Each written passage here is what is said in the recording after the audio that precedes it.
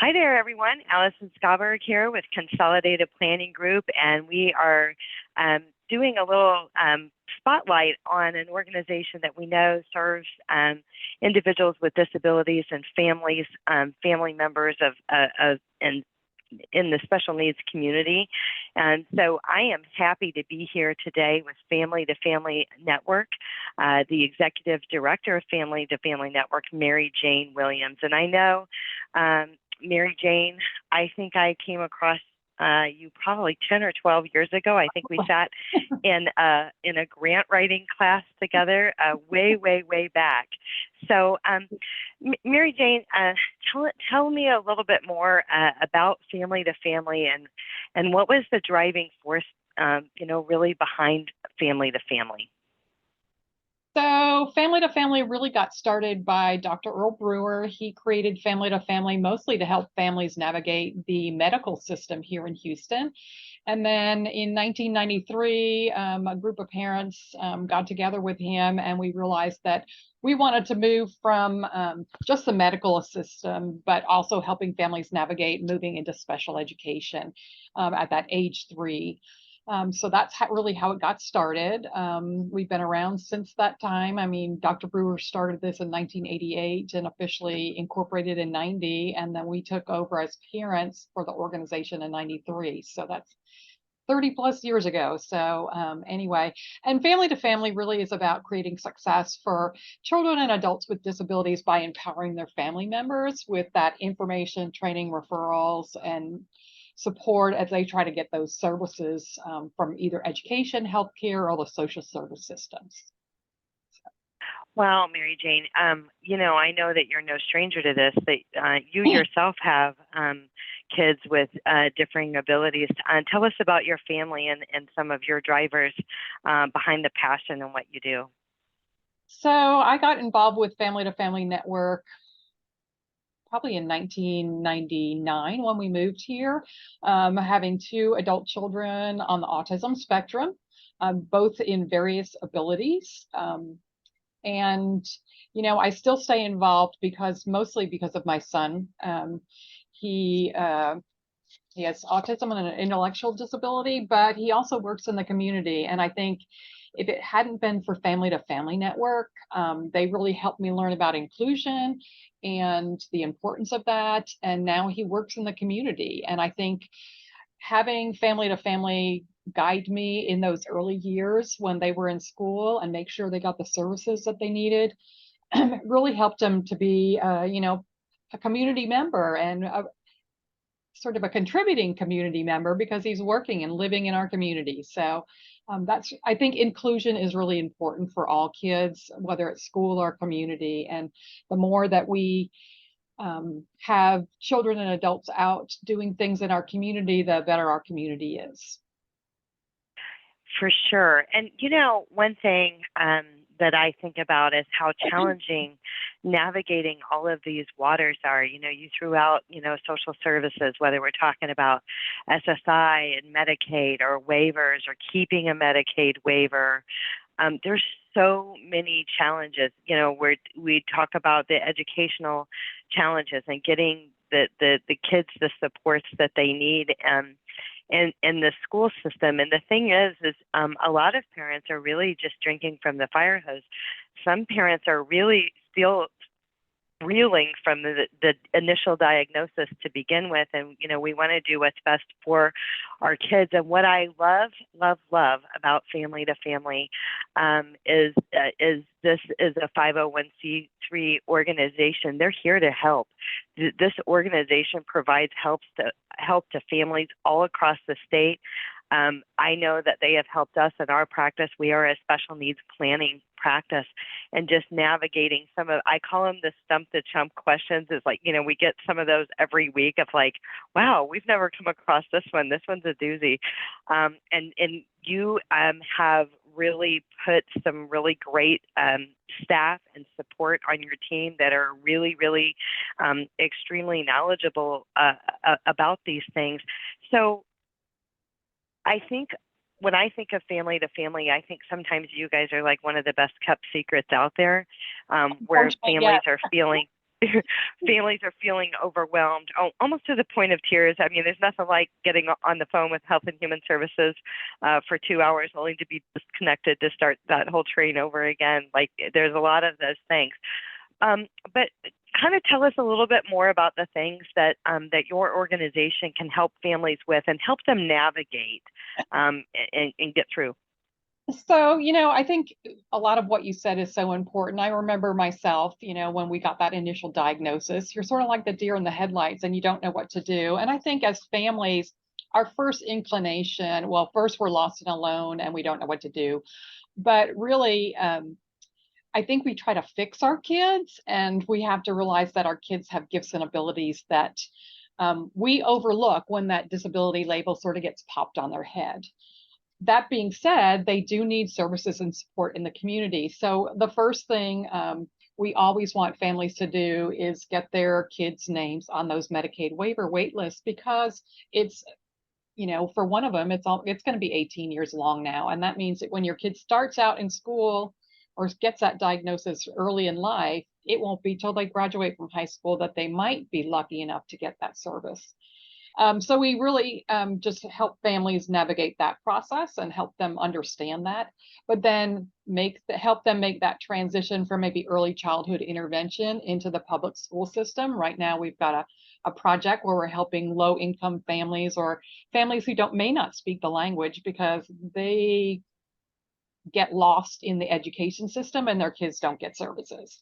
And really helping those families navigate those first few years, age 3 to 6, and that transition to public school and making sure we get services at public school, really training families on the advocacy portion of that and how important it is. Education is the only free service we get. And then it's that transition to adulthood. Now we need to figure out how to work with Texas workforce, and then the SSI process at age 18. How do we go about that? We actually created an online training. It's $97 if you want to sign up for it. It just walks you through that application process. It's pretty easy.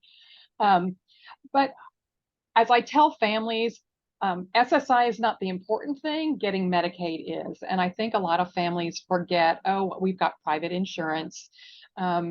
My kid's not going to need Medicaid insurance. Well, someday, you're not going to have that insurance anymore. You retire, you lose your job, whatever. Your adult children need that Medicaid insurance. And it's important to have that so that they can get other services.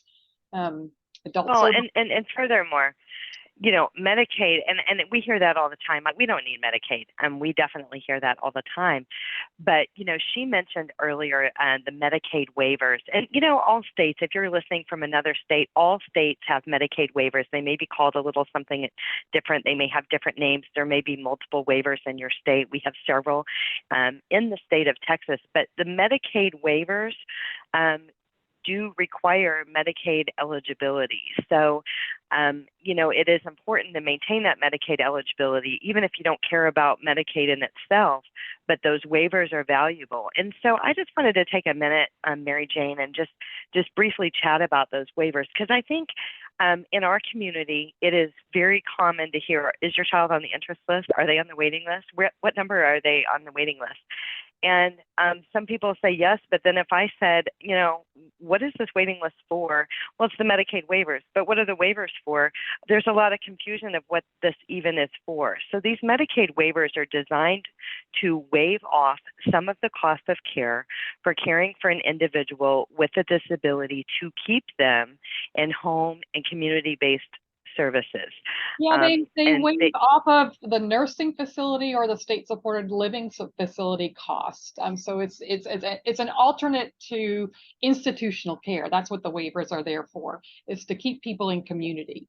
And that's what and they'll pay for such things like attendance services, and some of them. All the waivers are different, and this isn't a waiver talk, but they'll pay for like attendance services, respite services. Some of the waivers will pay for various therapies. One of the waivers, the top budget, if the level of need is the highest level of need, I think that the budget for that waiver is like $340,000 or $370,000 a year. So my point is these waivers aren't small. Medicaid may seem small to you on the scale of I have private insurance, but when you start qualifying for some of these waivers that waive off some of the costs of these expenses, these are significant at defraying the costs long term. And furthermore, remembering that our loved ones with a disability may live 25 to 35 years once we're gone, so we're not here, we're not generating group insurance anymore, we're not generating income anymore, and those types of things. And that's where that's really, really going to come in handy. So when you think about the mission of what Family to Family does, and I know that you are like Mary Jane is like the mother of all advocates, and so involved in so many trainings and just highly regarded. Tell us more, at really how you can help these families, and when it comes to, I know that you guys do webinars. I know that like free educational events. I know you have some paid for training. Tell us more about that. So I have a staff, basically 4 people. It's not big, and we really help families understand their rights and their responsibilities, and then help them understand the right words to use, the right place to look, or the right person to connect with. And we do that through our educational training events. You can find those on our website at f2fn.org.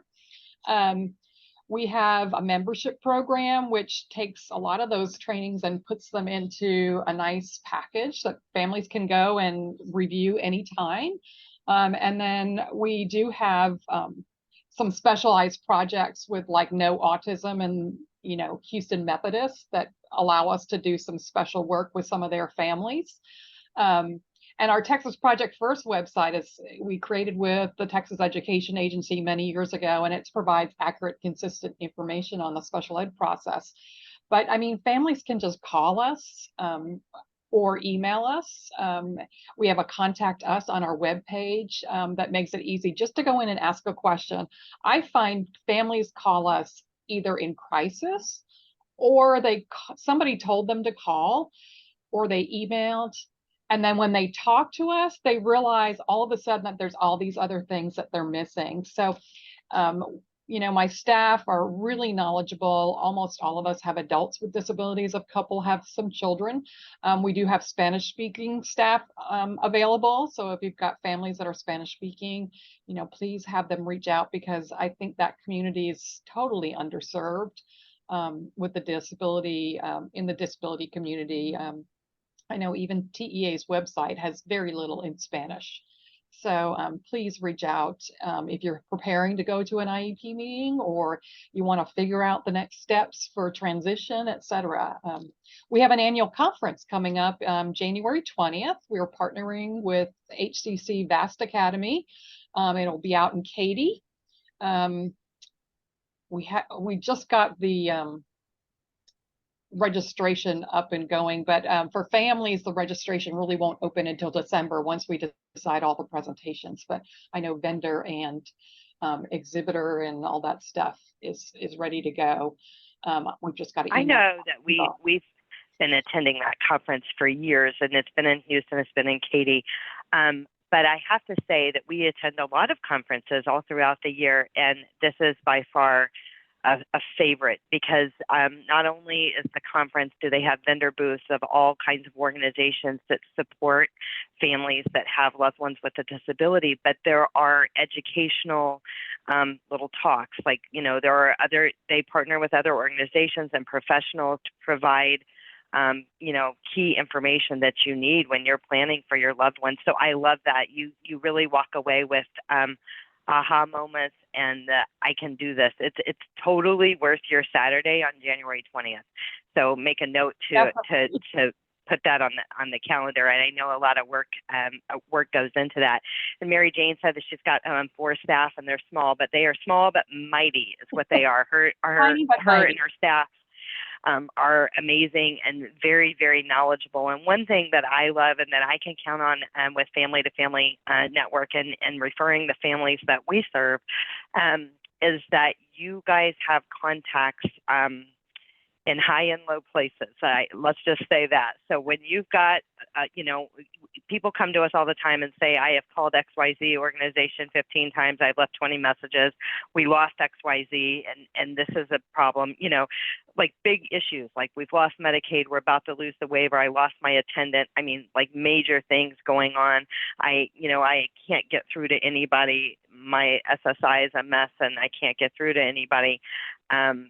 Mary Jane and her team have been really instrumental. They're very connected throughout the state of Texas and can really help you get things done. So don't sit in your house in front of your computer and on your phone in tears because you are so frustrated on what is happening. You are not alone. A lot of people are getting Medicaid letters that your Medicaid ended. Both my kids got that letter. And it's a lot. You start having to redo the Medicaid, and that's a 2-hour, gyration that you have to do. It is a lot, but I think the main thing that I really want to get out there is that Family to Family Network is here. They are here to help you. They're very, very nuanced in what they're doing, and you do not have to do it alone. And that's what I love about our area and this community and the state as a whole. While we might not be doing a great job on our Medicaid waivers and the waiting list, the waivers are good, the waiting list is long. There is a huge community of support and organizations that support us in our journey. And so you absolutely don't have to do it alone, and you absolutely don't have to lose your mind over this stuff. Ask for help. And the thing is the veteran moms, right? The veteran moms where our kids we've moved from an initial diagnosis and we've moved through childhood and adolescence and now into adulthood and transitioning and those things. There are a lot of veteran moms out there that have a lot of tips along the way.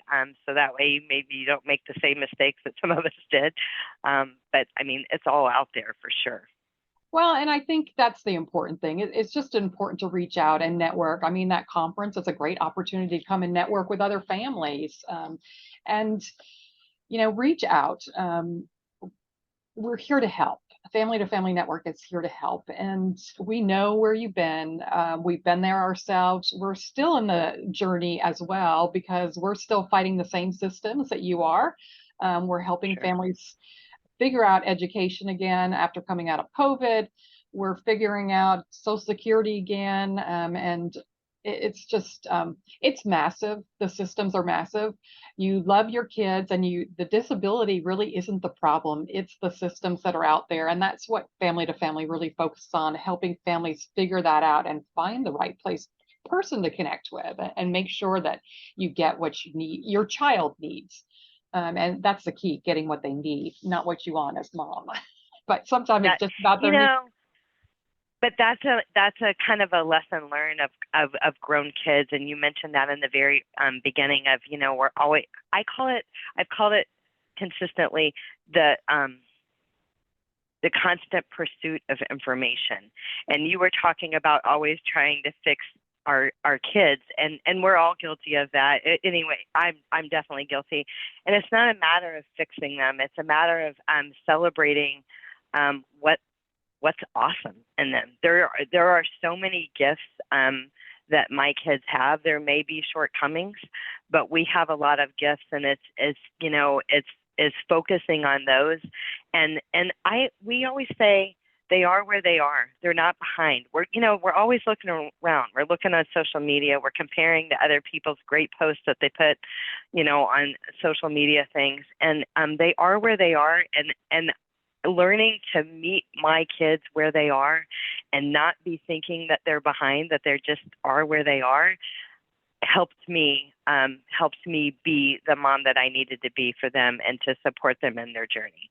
I think one thing that I learned from Family to Family early on is that I've got to have a vision for their future and create sort of a positive vision. It was something I could share at IEP meetings. It was, once we transitioned into adulthood, it was just a vision that we had, and how are we going to get there? And all these services along the way are what that, you have to learn what are they? And we sort of have 4 pillars. It's, creating that vision for the future, being able to communicate the vision and communicate your child's needs, then building a circle of support for yourself, as well as then committing to lifelong learning. You're not going to go to one training and learn it all. You've got to keep out there and keep learning. The rules change, laws change. So you've got to, keep coming out and learning. Don't isolate yourself at home. Get out there and meet other people and network with other families. That's how I learned. I mean, I got out there and networked with other families. And I know it's hard sometimes to make that first step, but I think once you do it, it's important. And there's not just Family to Family Network. There's a whole wealth of organizations here in the greater Houston area. So yes, it's important, families take the time to learn and move forward. I think that educating yourself, it used to be you have to go to these in-person things, and there are in-person things, and they're coming more and more. But one thing that was born out of COVID was, Zoom learning. And I know at Consolidated Planning Group, we do a ton of advocacy, which is simply born out of my own frustration of transitioning with my own kids. I eat, sleep, and breathe this. And I would say it was difficult. It's difficult. And so, we do webinars on a weekly basis, all topics surrounding supporting a loved one with a disability, and, tips and tools of the trade, all about the waivers, SSI, Medicaid, you name it. We have it on special needs trust and guardianship. So we try to change that up definitely on a weekly and monthly basis, but all of those are free. And you can look at those at the Consolidated Planning Group YouTube channel. Mary Jane, I know that we're out of time for today, but what I would like you to do is tell us your website and the best phone number for them to call you. And I would also like you to just wrap up with a little bit about your luncheon that's coming up for Family to Family Network. So our website is f2fn or f2fn.org. And our phone number is 713-466-6304. On our website, there is a contact us page. Feel free to reach out that way. And we do have an upcoming luncheon. We really are creating possibilities. And this year we're celebrating one of our families that has been around since the very beginning. Our luncheon will be on November 14th. At the Junior League of Houston. It's 11:30 to 1. It's a short event, so come on out to do that. Lots of single tickets available as well as sponsorships. But not only will we celebrate the success of one of our young people with disabilities, Valentina, and her mom, who's been a really great advocate, Diana Avila, but we're also going to be honoring Mayor Sylvester Turner at this event also, because he has really been a good advocate for people with disabilities during his terms in office. And I know he really signed on to make Houston a UNICEF child-friendly city. And so we really want to honor him as he's leaving office. And those are our two big people that we're going to. So they can get tickets for that on your website as well. A link for that luncheon. They can get tickets for that. So that's awesome. Mary Jane, it is always our pleasure to partner with you and your team and your organization and what you're doing. And I would just like to personally thank you for the services that you have provided for the families that we serve. We really, really appreciate all that you're doing, and your hard work is definitely not going unnoticed. So just a call to action, guys. If you haven't heard of until today, if you haven't heard of Family to Family Network, check out their website. If you've got some snafus and some issues that you're dealing with that you feel like you've been dealing with for a long time and you're not getting anywhere, reach out. They can definitely help you. Thanks so much, Mary Jane. Well, thank you, Allison, and Consolidated Planning. I mean, we really appreciate partnering with you, and I'm honored that you've asked me to come today and speak to everyone. And thank you so much. I appreciate it. For sure. It's because we think you're awesome. Thanks.